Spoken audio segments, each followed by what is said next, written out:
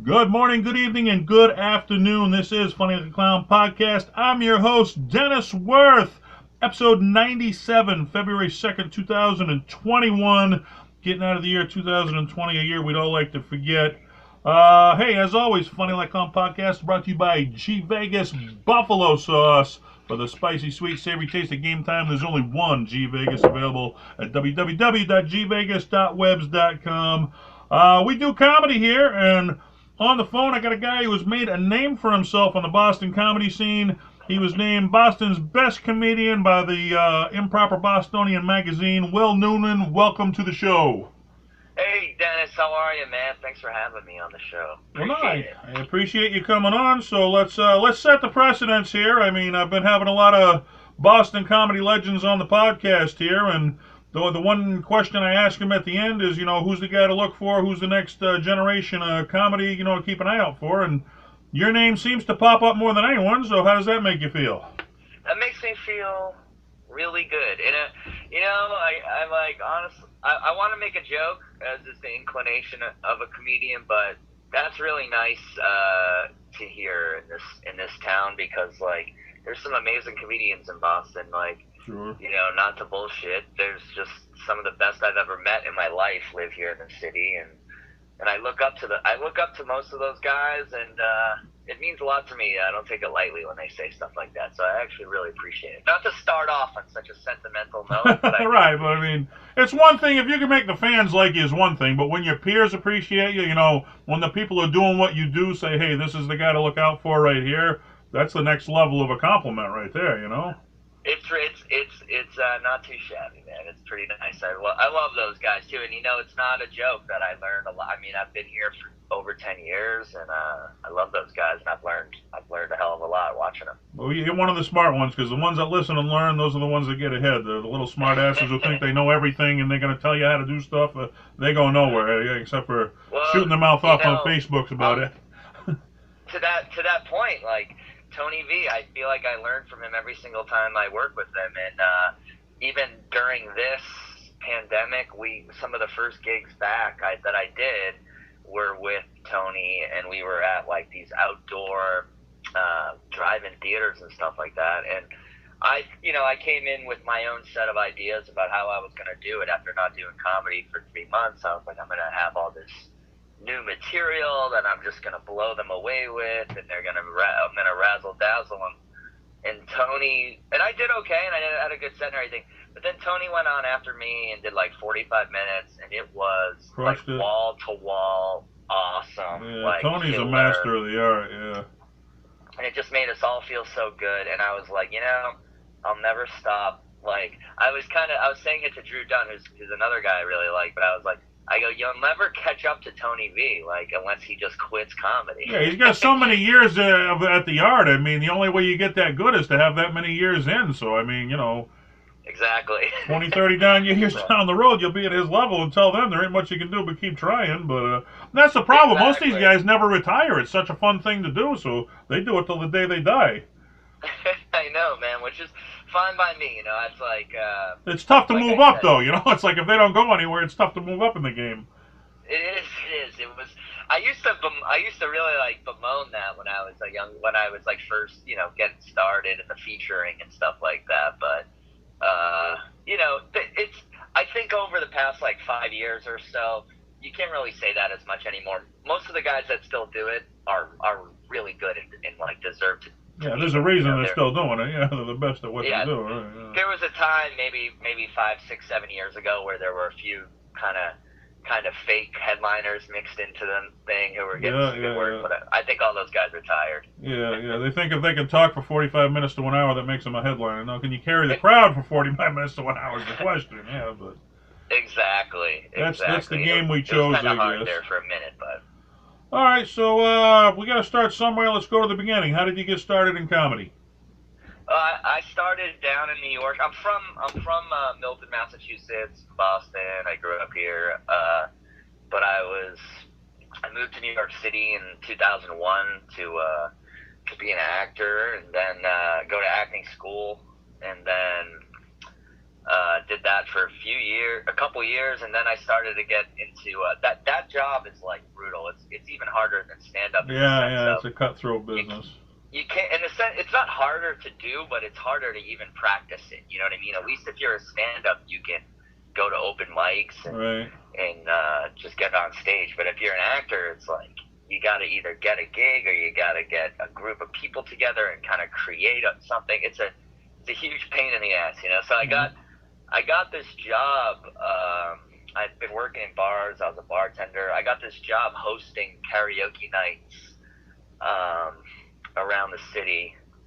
And before I go on, like I was a huge fan of stand up my whole life. I grew up here watching Steve Sweeney and Bill Burr, and then when I was in New York, I saw Bill Burr again and Patrice, and I was just constantly going to see stand up all this time, but I just never considered it for myself. Yeah, I always loved it. I didn't know how to get started. Like, you don't put in a job application to be a comedian. I was like, how do you be a comedian? I didn't know, but go ahead. Exactly. What do you do? So I was hosting karaoke there, which is, you know, it's a weird gig. You show up, you have 4 hours to fill, and usually the first hour or so, no one wants to sing any karaoke, so you kind of have to get it going. And I sort of developed some comedy skills doing that, and someone was like, you know, a couple people were like, oh, you should try stand-up, and I was like, oh, you know, I've always wanted to. And I tried it, man, and as soon as I tried it, this was like in 2007 or so, and as soon as I tried it, I was like, man, I loved acting, That's but this was like 1,000 times more than that. You know, that was for you. It's an addictive hobby. Once you get a few laughs, you can't wait to get back up there and get some more, but 100%. Once I was in for life, so that was that. That was the main focus. As soon as I figured that out, then. Which ironically, karaoke almost put comedy out of business for a while there. Instead of comedy nights, everybody was doing karaoke nights. You couldn't find a comedy night for a while. But... Dick Doherty used to say that to me all the time. He held it against me that I started in karaoke. Yeah, right. Yeah. So it's ironic that you started in something that almost put comedy out, and then you found comedy. So people were just telling you you were funny doing the karaoke, and that was it. Yeah. Yeah, and I think it was this. I came in with a very weird skill set. I had been to act. I'm like a classically trained like actor, like in Shakespeare and all that shit. And then I was hosting these 4-hour-long karaoke shows, but it was just me. So when I got to finally do stand up, and they were like, "Can you do 7 minutes? Can you do 10 minutes?" I was like, man, I'm up there for 4 hours. People throw stuff at me. People like write death threats to me. Yeah. Like I could take it. You know what I mean? So you were in a ready way, to go. It gave me a thick skin. Yeah, I started out with a guy. It's like in comedy, it's like he kind of wanted you to bomb so he could look good headlining the show. So he gave me like 15, 20 minutes starting out. I really didn't know what I was doing. It's like. Then when I got to serious comedy, they only give you 5, and it's like, well, I don't know how to do 5. I do 15, 20. Like, well, not here you do, buddy. Okay. That's awesome. I had to reinvent myself for the 5-minute mark and start over, but that still happens, actually. And I got gigs like that myself too. It's kind of funny when you start, if you're a good guy and you have a little bit of skill, like you can get some gigs right away that you really aren't ready for. You know yeah, I had that happen too. You're headlining tonight, like, and you don't want to tell them I'm not ready to headline. I'm like, yeah, I'll do it, okay. But looking back, I really wasn't ready. But I know I took one in New York, like in Long Island, like a headlining gig, and I was like, oh, who cares if it goes? I had to take it, and this was years and years and years and years ago, and man, I still think about it sometimes. I'm like, whoever those people are. Whenever they see my name on a comedy club calendar, they must think, I've seen that guy, he stinks. Yeah, right. You got to make up for back time, right? So, all right, you're in the game. 200 people back. You're getting going. What are some of the big landmarks in your career you're most proud of? Oh wow, that's a great question, by the way. That's like a question no one ever really asks, which I think is a great. I've been doing a podcast for a while. I'm learning my lesson, just like in comedy. I'm getting pretty good at it. Yeah, I think I'm really proud of. I've opened for Bill Burr. That's something I'm very proud of. Boston legend, yeah. A couple times, and that's something that's sort of weird, just because it sort of means a lot to me, because I saw him as a high school kid, and I really even younger than that. And then I saw him at like all these stages in my life, and then to become a comedian, then to open with him and kind of hang out with him and talk comedy with him was. May we was all really be on The surreal. Mandalorian someday. I'm so jealous of him. He got to do that. Yeah, oh my God, What a Star dream come Wars. true. Yeah. I was like, it's unreal. That's pretty cool. Being friends with Anthony from Opie and Anthony is one of my like proudest. I can't even believe that. Like I've done radio with Artie Lang and Jim Norton and Anthony, and that's something I'm pretty. Well, they started in Boston of. too. Yeah, those are Boston guys originally. Yeah. And like another thing I'm really proud of, which is kind of silly to some people, but I'm very, I get, when I go up to Giggles and I'm hanging out with Tony V and Steve Sweeney and Lenny, and I look around and they're like, oh, hi, Will. And so I still, to this day, Just the recognition, right? Yeah. That I'm friends with those guys. You know what I mean?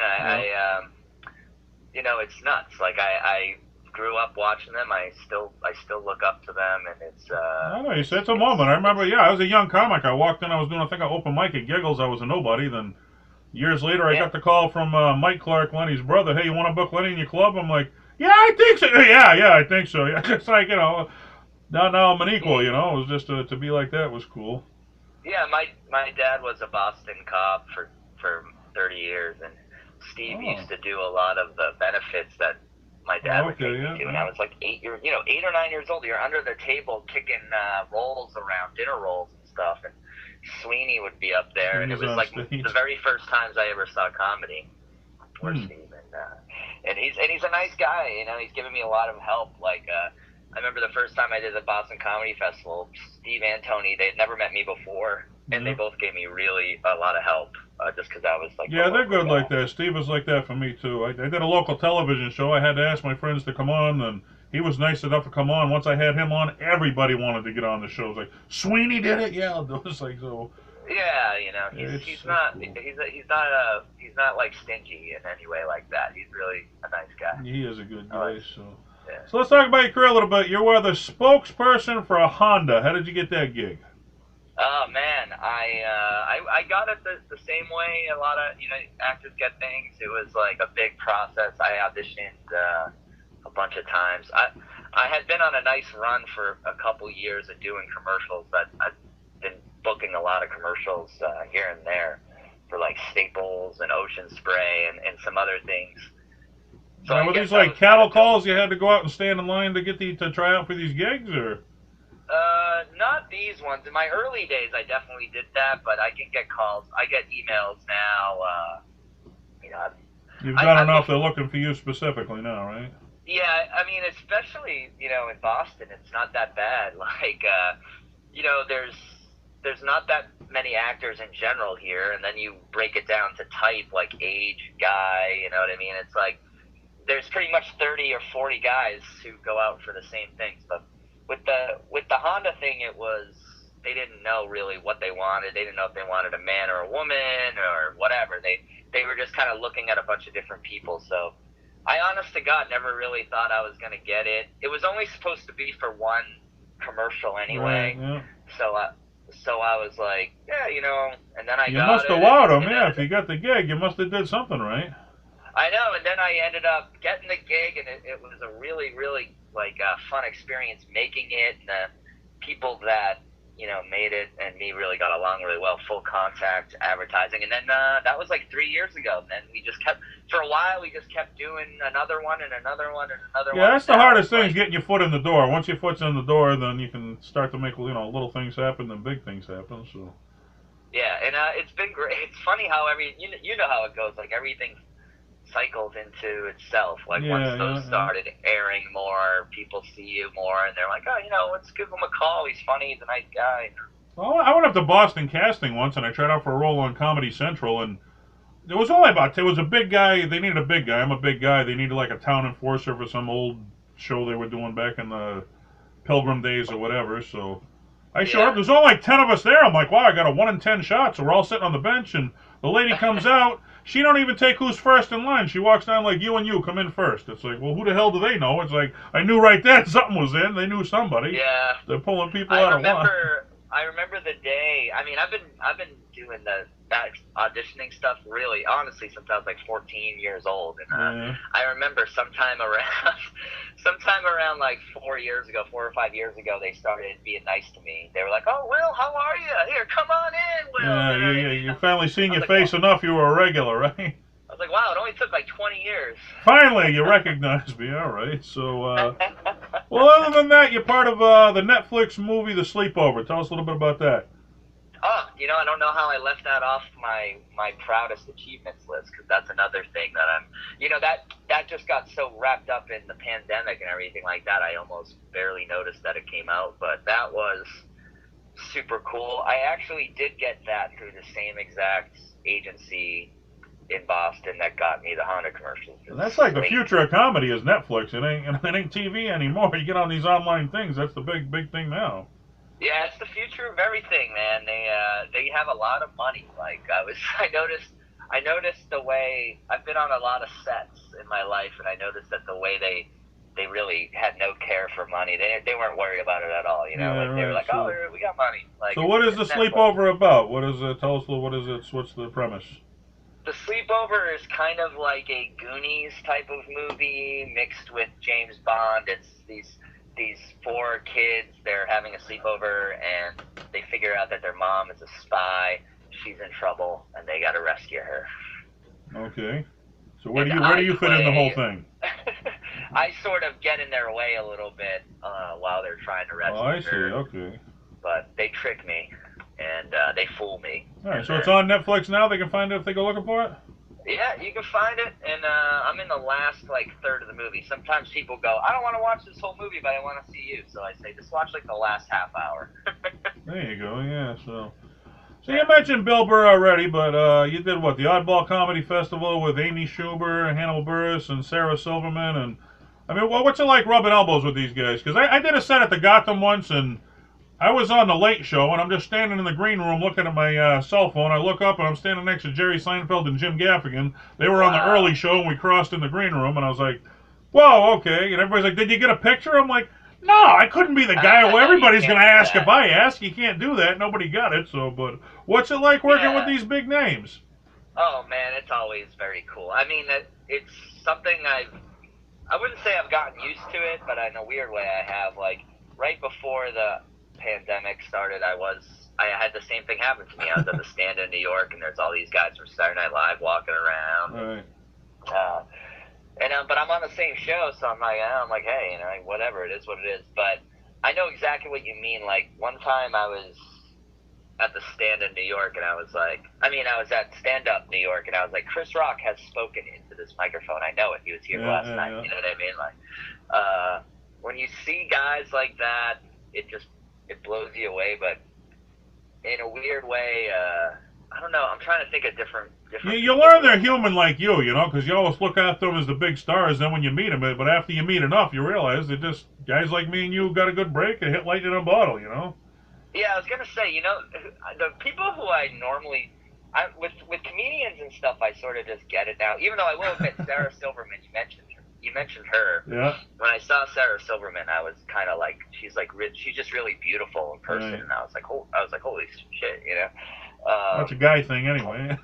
Yeah, exactly. But another one was, I get kind of geeky and nervous when I meet the athletes. Like when I met like Gronk, I was like, this guy's like younger than me, but I feel like I'm like talking to a real man, And I'm like, what's up, Gronk, dude? Like I want you to like me, man. I had Jimmy Walker. I was hanging out. I booked Jimmy Walker, and he's in town. We're driving. He's like, well, stop by the store. I got to get something. And we're walking around the supermarket, and I'm following him around like a 5-year-old kid. Like, what are we going to get next, Dad? Finally, like, Dennis, get away from me. Yelled at me. Like, all right, I get it. I went outside and walked for him, but I mean, I was just thrilled to be around him, Before, too, actually. And it's funny, man. I know exactly what you mean. Sometimes when you go on the road with a guy, especially, it's like you just follow him around the whole week. I was like, what are we doing for lunch? The guy was like, I don't know. Do what you're going to do. I'll see you. Yeah, right. I'll see you at the show, right? Yeah.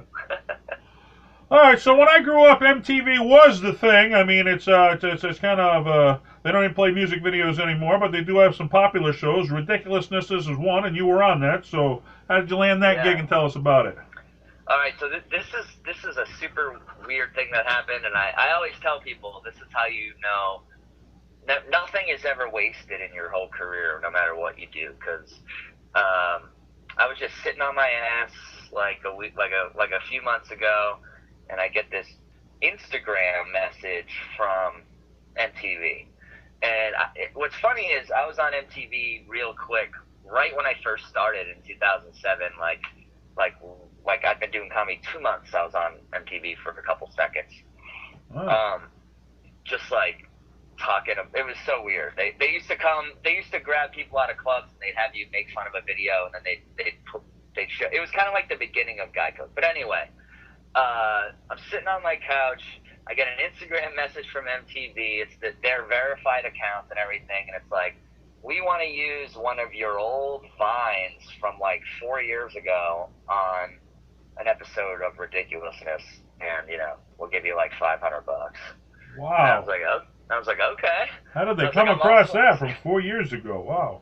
It was so weird, and it wasn't even one of the. I did have some very popular vines and some famous ones and stuff, but it wasn't even one of those. So that's one you weren't even expecting. It just happened out of nowhere, huh?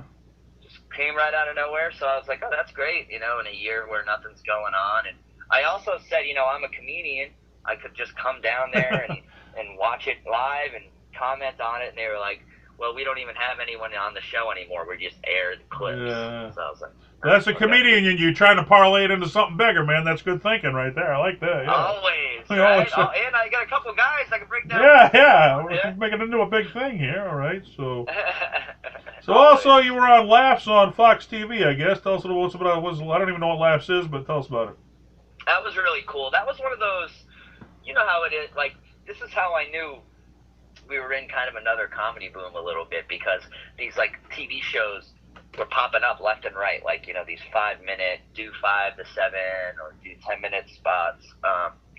And Laughs was one of the ones that was actually pretty good, and it got picked up. It was on Fox, and it was on Hulu, and now it's on Amazon Prime, I think. But it was cool, and it's like a really nice set, and and it was one of those things where, I've only done 2 or 3 national.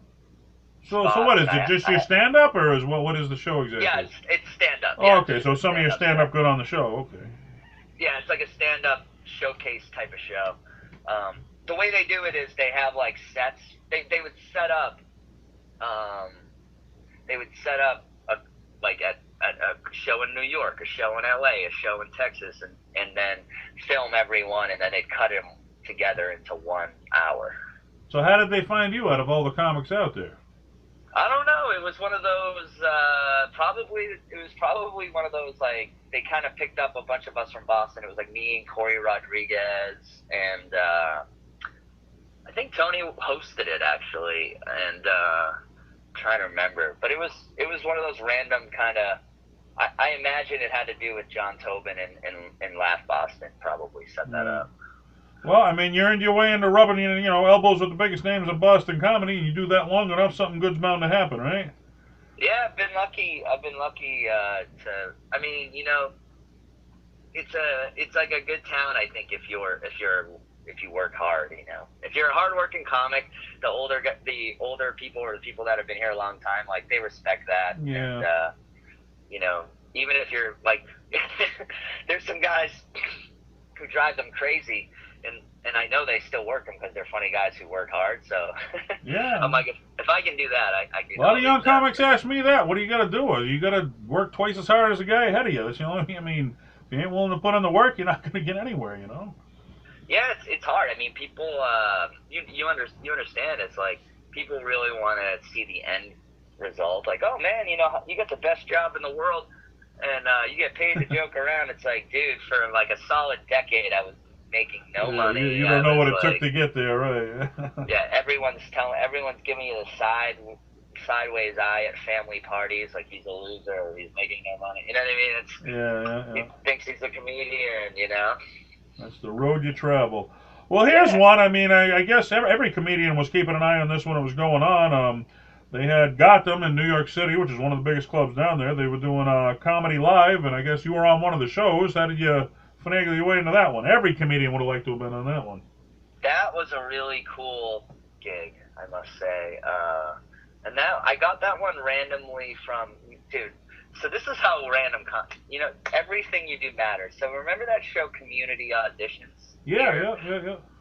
So Sweeney was a judge on that, wasn't he? Who? Steve Sweeney was a judge for a while. He was a judge on that. He was a judge.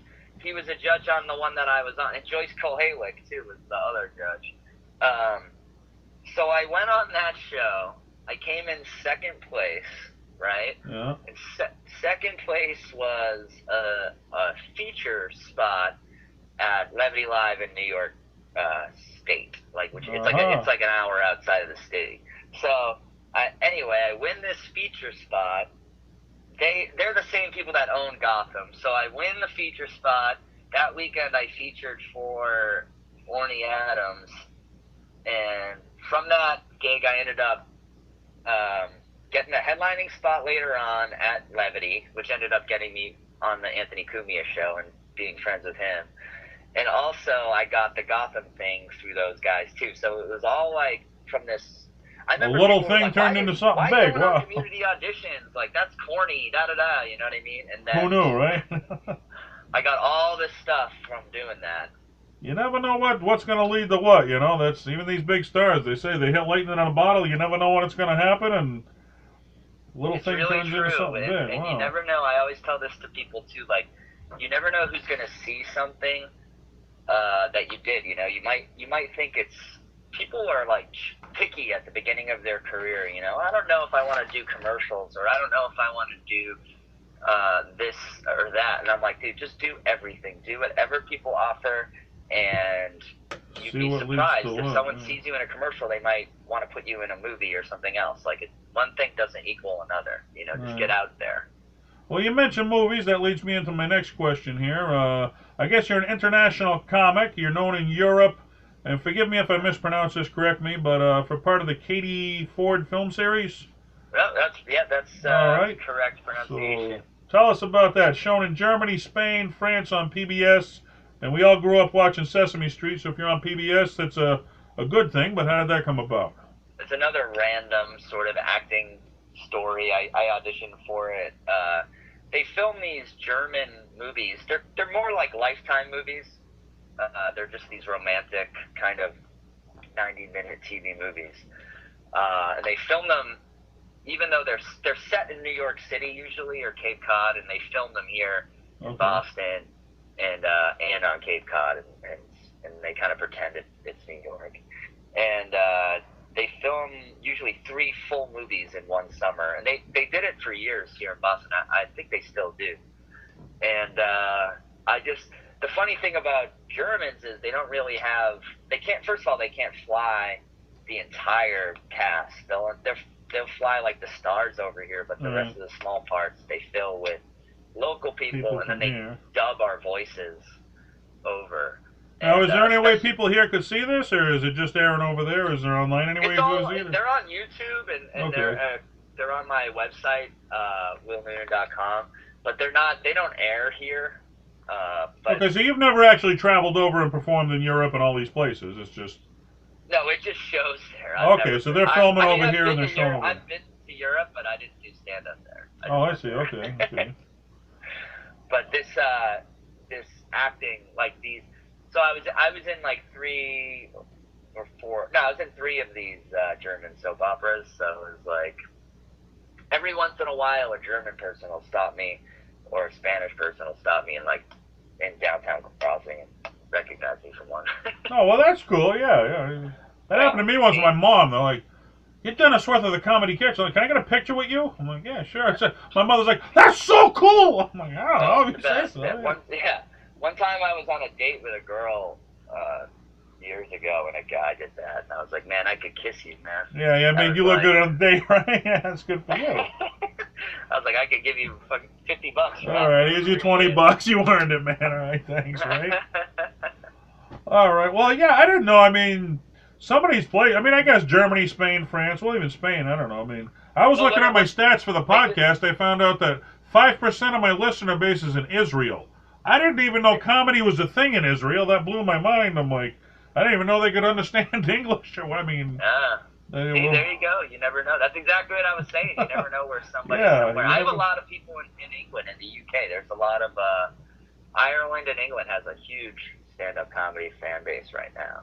Yeah, I So, had Eddie Brill from the David Letterman show. He said he loves yeah. performing in Ireland. He said that's his favorite place in the world to perform. And I said, do they get all the references? Have you ever had to explain a joke? And he said, no, they know us better than we know them. I was, well, all right. Yeah. Who knew? That's Who knew? true. All right, so you brought it up a couple times. Let's talk about it now. You're a regular on the Anthony Cumia show, formerly of Opie and Anthony, but I mean, the Opie and Anthony show, that was one of the biggest shows. Started, I think it was WAAF, right? Then they went to New York, and somebody was having sex in a church or something. They got thrown off the air there, and now they're on satellite radio. But I mean, he's one of the biggest guys in radio. How did that all come about, and what's it like being on that show? It came about from the first time I was on was just one of those promotional. I was headlining Levity Live, and they were like, "Do you want to, can you promote it by doing this show?" And I was like, "Absolutely!" I'm a huge fan of. Yeah, I'm gonna turn that down right now, right? Sure. Yeah, so they didn't even know that I was. They had a booker. She's not there anymore, but they had this booker, Allie, she was like a really big fan of stand-up, and she could tell who would be good on that show. She was really good. So anyway, it was like a love at first sight thing. I had a great time on the show. Me and Anthony hit it off right away. Me and just everyone who works there. I just really got the vibe and enjoyed the hang. And then so that became a regular thing. And I really owe him a lot in that show because between them and Kaz and AJ in Connecticut, I was doing well here in Boston, but between those two guys, they really gave me a lot of more exposure into Connecticut, and Anthony more to the rest of the whole country. Yeah, it's national exposure right there. Yeah. So you're a regular. How often do you get on the show? I mean, really, when before the pandemic, I was going on almost once a month, but now once every few months I zoom in. Slowed down a little now, right? So is Jim Norton a part of that or no? Jim Norton? Yeah. He's a regular guest, and for a while, Artie Lang was the co-host, and it was I've been on there with Bobby Kelly, I've been on there with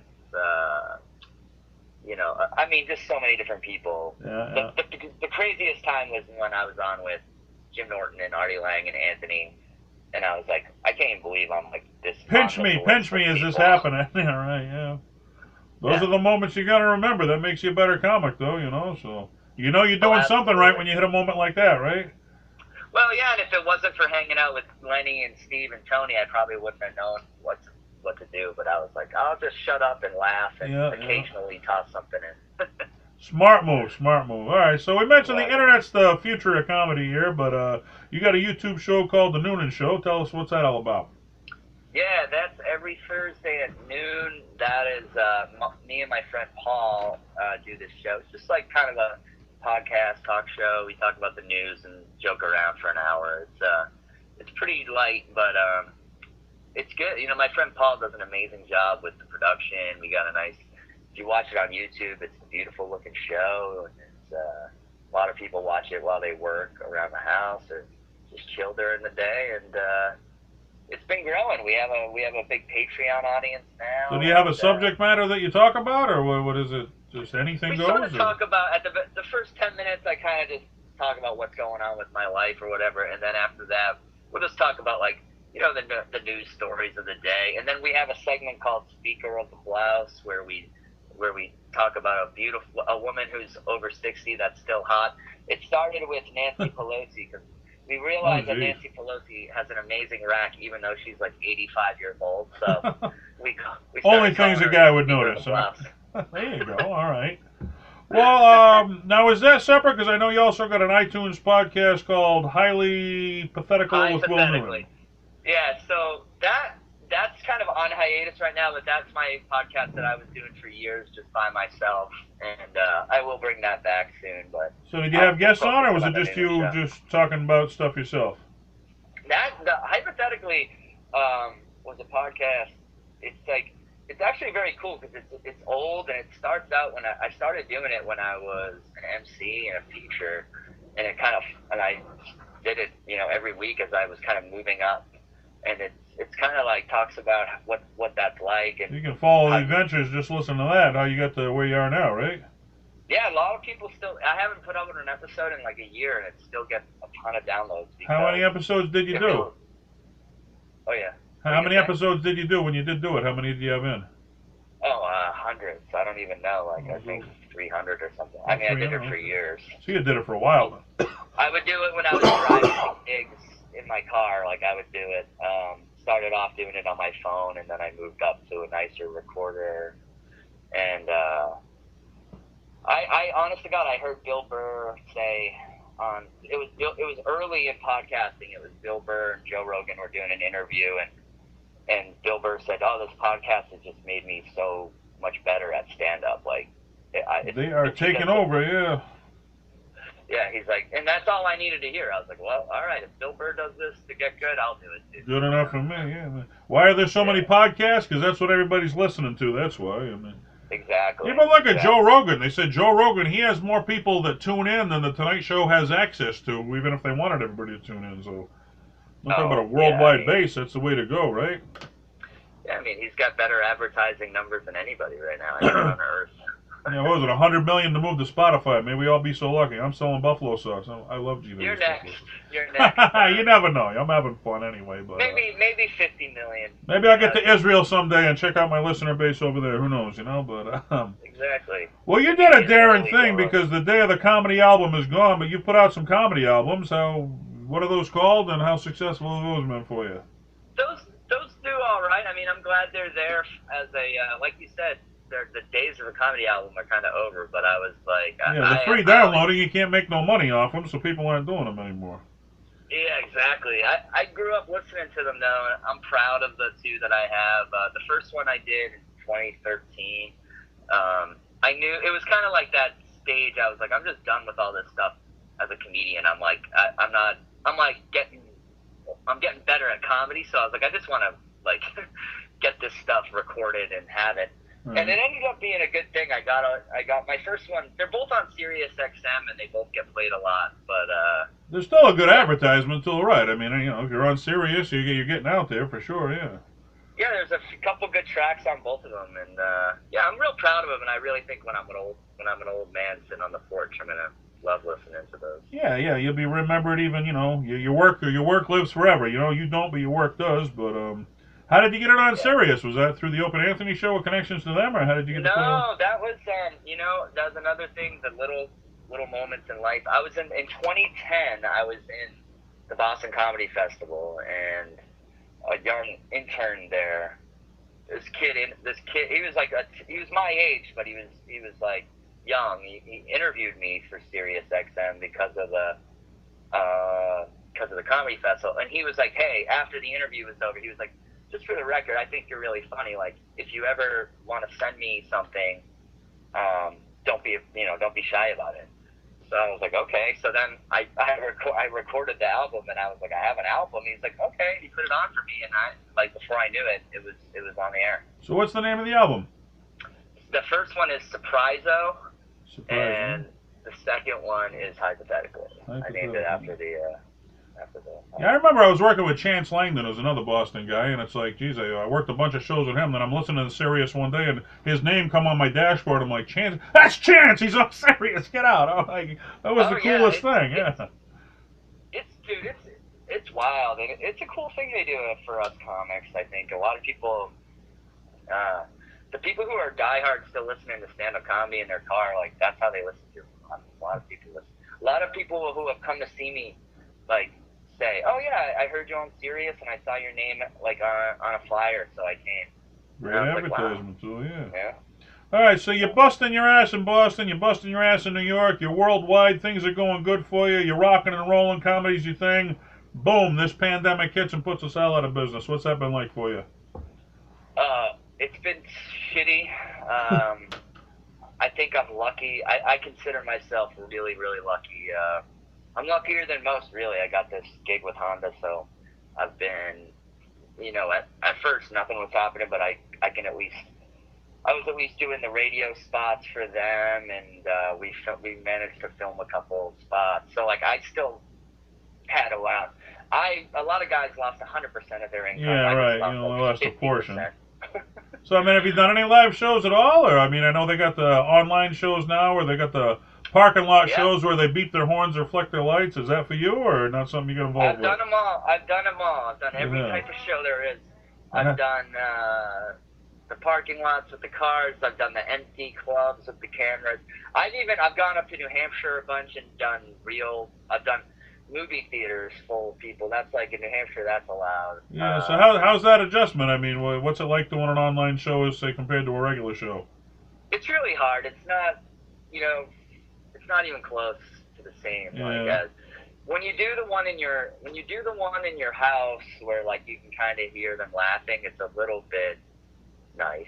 Yeah. But when you can't hear anything, it's really weird. Now, what about the parking lot shows? When you hear somebody honk or something, I mean, is that weird, or do you think it's cool, or?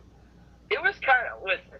I don't want to be down on anything because like we had to do what we had Do to you get a do deal? here. Yeah, absolutely. And like I did a few different ones, and it kind of really depended on the setup. Like I did one that was kind of down in Rhode Island, and it was sort of a small movie. It was a small drive-in, so it was kind of not that big. But then I did the one at Foxborough, and it was like, I mean, there were so many cars. Really? And I remember thinking to myself, and I think I had a good set. Like, it didn't go bad or anything like that. But I just remember thinking to myself, there was a moment, I was like, this is like the most surreal thing, man. Like, I'm going to remember this to the day I die. Like, yeah, right. I'm looking out at 200 pairs of headlights. It's weird now, but it's going to be all those memories. You want to hear a story back in the day, man? You're not going to believe this shit, man. That's what I've been telling the comedians. I'm like, they're really bummed out. Like, more than anyone, imagine if you had just started, emceeing, if you were just getting going, Right. Those guys are so bummed out. And I'm like, well, at least you're going to be able to say to everyone who starts after this, you're going to be like, man, you don't know how bad Back it in is. the day, We were in drive-ins. We were in empty rooms, Yeah, I got a buddy of mine. He does comedy classes. I saw he just did a class, and I'm like, well, how do you do a graduation night? You can't do nothing. I don't know. I feel bad for the students more than anybody. Like, I know. You look forward acting, to it. My buddy's taking acting classes online. I'm like, how does that? I mean, part of acting is the other person, Yeah, playing off each other. But well, who knows? It's a weird time, but like you said, we all got to deal with it. So. Well, that's what I was gonna say. It's kind of like it is what it is, right? It's like it's better. It's all better than nothing. Better than I was just gonna say. Better than nothing, right? The alternative's nothing. So, do what we got to do. All right. So someday. Eddie Brill said it perfectly. Comedy always survives. Someday we're going to be back to normal. But I mean, we talked about how you got started. We talked about what you've done. What's in your future? Is there anything you hope to accomplish before you hang it up in comedy, or what are your big goals? Well, I hope I never really hang it up, like you said. I hope it's too fun to hang up, I know. But I mean, before, let's say comedy hangs you up, you get too old, you can't do it. I mean, what do you want to accomplish before that happens? I don't know. I got some goals for the next couple of years. I want to do. We've got some plans right now of doing kind of a special for Netflix or something like that. So I'd like to get something like that going. I got a couple things like in the works right now. So I'm just hoping to get those things going. That's anything you want to announce here on Funny Like a Clown podcast? Where are you going? Yeah, well, first of all, this was one thing I can already check off my list. I was like, hang out with Dennis, hang out with Dennis Wirth. That's it. You've been on Funny Like a Clown podcast. It's downhill from here, Will. It's downhill. Yeah, so, I mean, I can check this off. I'm already off to a good start, 2021. There you go. But, yeah, I got some things happening. I hopefully get a nice little special out, something of my own. But I also filmed a independent film during the pandemic that's going to be out. It's a full 90-minute movie. I'm one of the stars of it. It also stars Corey Rodriguez and Orlando Baxter, and that's going to be coming out on like Amazon or Netflix or something. There we go. I think that'll be cool. Yeah, there's something to watch out for. So it's not just stand-up you're interested in. I mean, you'd want to do the movies and say the talk shows or whatever came along. One thing I've learned during this, man, is like stand-up is the core of everything. It's like without the stand-up, nothing else is as good. Like I'm a good actor or whatever, and I love doing it, and I'm good in the commercials. But stand-up is like the food that gives me life and makes gives me sustenance. We all grew up listening to it. I was filming a commercial, and I go, yeah, this is good, and we're doing well. But if I had just done stand up, like last night, it'd be twice as good. Right. Well, but man, none of it. There's nothing like a live crowd. Okay, you can do whatever you want. There's nothing like a live crowd. There's only one thing, and that's it. Exactly. All right. So you're doing all these shows with these other guys. I mean, I asked all the Boston comedians who was the guy to watch, and they said you. But you're in with all these guys. Who are some of the other comics you admire? Who would you say? Who would you want us to watch? I was gonna say, should I return? Just young guy Tony V. I think he's really on the way. Well, he's not a young guy. He's a veteran comic. But I mean, for the up and coming comics, who's the guy you think they can keep an eye on? I used to host a show before this at Capo that was a lot of the young kind of up and coming guys would do spots there. So I think Andrew Del Volpe is a guy he's open for me a bunch. I think he's super funny. Okay.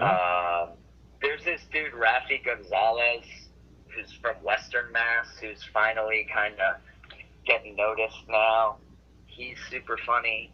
Tookie Kavanaugh,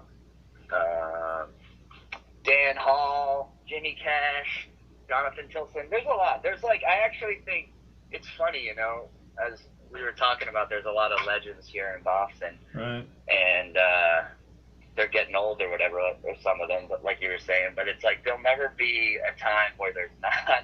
They'll be saying that about me and Corey pretty soon because there's just more and more funny people coming. Like that was kind of one of the things that bummed me out the most about this pandemic. I was like, like Boston comedy was about to get really, really funny again. Not that it ever wasn't funny, but there were a lot of good new people coming out.